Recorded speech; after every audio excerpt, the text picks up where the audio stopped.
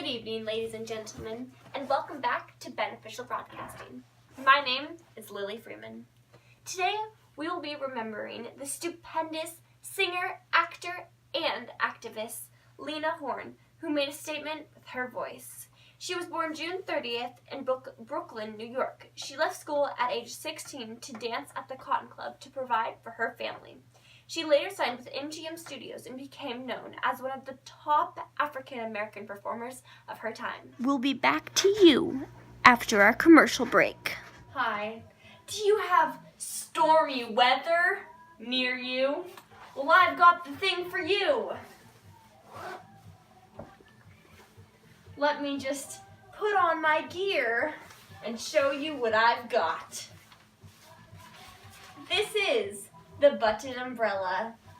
All you need to do is undo the Velcro first. As you can see, it is already done for you.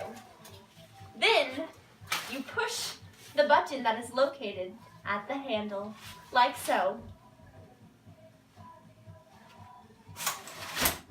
Then it might be bent, but that's okay. We will open our door and you will be safe. It's already unlocked. You will be safe from the rain.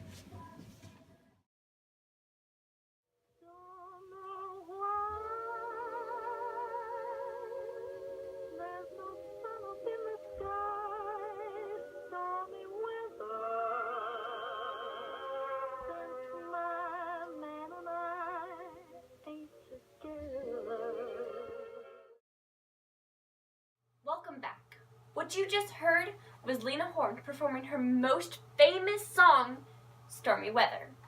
In the 1940s, Lena Horne was the first African American in Hollywood to sign a long-term contract with a major movie studio. During this period, African American actors were mostly limited to roles of servants or African natives. Lena refused to take those roles.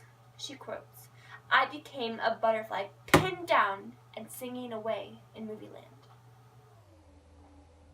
Lena Horne was a phenomenal actress. She was featured in Life magazine and became the highest paid black entertainer at the time.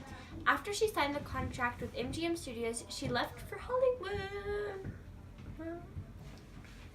A lot of her first roles, she would only appear in singing scenes. She starred in two movies in 1943, Stormy Weather and Cabin in the Sky. Lena Horne's final film appearance was in The Wiz in 1978, which was one of the first versions of The Wizard of Oz that featured an entirely African-American cast.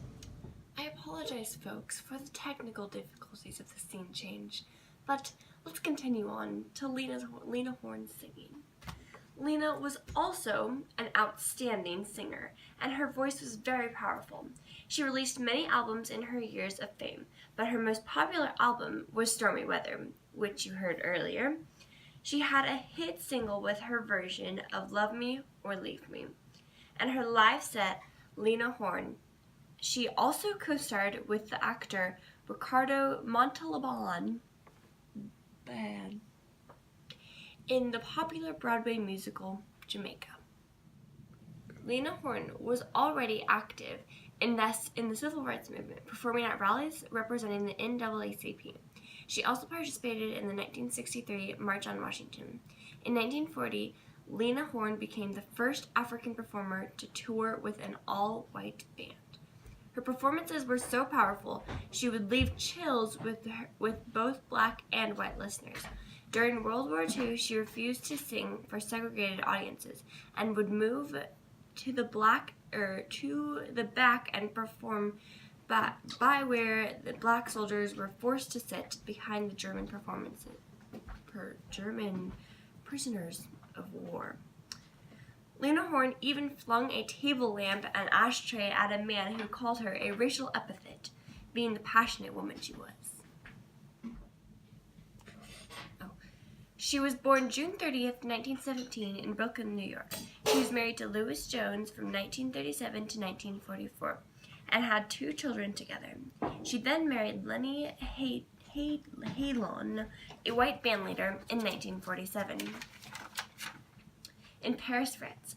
But but then what?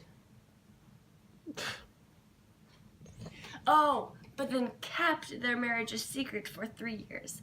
Our country, as we know it, was extremely prejudiced due to race, so they separated in the 1960s, but never divorced.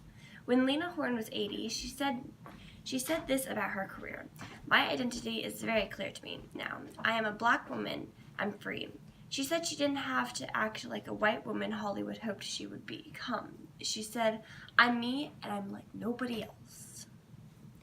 I am Lily Freeman. Today, we remember Lena Horne, not only for her talent, but as well as her commitment and bravery.